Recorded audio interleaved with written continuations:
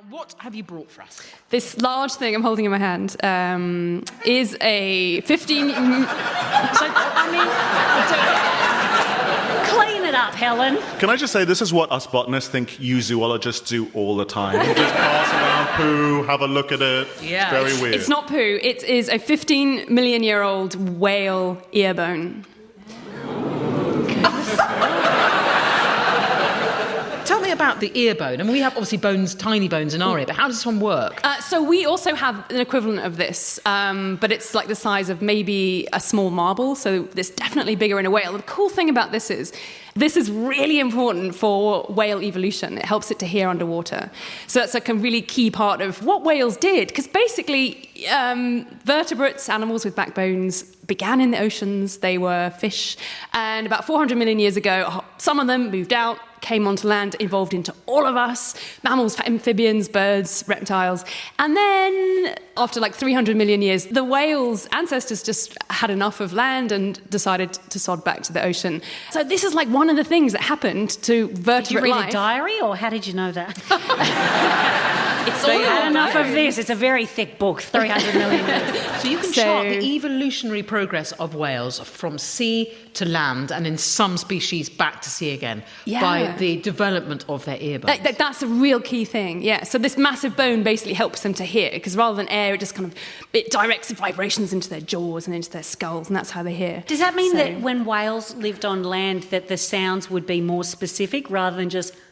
Yeah, so exactly. Man, I feel so relaxed. Do that again. Oh, he's sleepy now. Oh, it's nice. Yeah, and it's everywhere around. And if you do stick your head in the water and a whale is singing, it does sound like it is coming from everywhere. Is it true that some whales have regional accents? It is true. Yeah, quite a lot of them do, actually. I want to hear a Cockney whale right now. So I should also say that my ear bone is a sperm whale. Yes. And the sperm whales are one of the groups that have dialects. They don't sound as beautiful. It's probably a humpback, I think you were doing just now. Is that right? it was. I'm glad that you picked She's known for it. You're very specific, aren't you? That's actually most of my... That's the Geordie one. And you know it's the males that sing only. I didn't... Yes, I mean, I absolutely knew that. So the males sing, don't really know why though, which is kind of cool. Humpbacks anyway. But sperm whales aren't as beautiful. They just kind of click, and it's more like Morse code. Okay. So their dialects are more like a different type of Morse code, which we still haven't figured out. Wow. We don't know what they're saying, but they are saying different things. They don't want you to know. Yeah, and there are like clans of them. There are these matrilineal clans, so the women... stay with the youngsters, the males kind of clear off after a few years. But all these different groups of female, led sperm whales will get together and they speak the same accent. How do they hunt sperm whales? How do they... So they also use sound for hunting. They have, they echolocate, like bats. So sperm whales hunt really deep down. They spend about 3/4 of their lives down at least 1,000 metres, maybe 2,000 metres, basically hunting giant squid. And it was thought for a while that they just would swim down and hang there and just wait for a squid to come by. But then when hydrophones came along and you could stick them on a whale, and also motion sensors, so the kind of thing you'd get in your phone now, we figured out that sperm whales basically chase and swim after squid through the deep, and they're firing sound, and when they get close to the sound, more sound comes out and clicks, trying to figure out. So they're listening to the reflections of that sonar, basically, of the. So their voice will bounce against a giant squid and come back again. Yeah. So they have these chase scenes, and they think they do this handbrake turn to catch a squid. So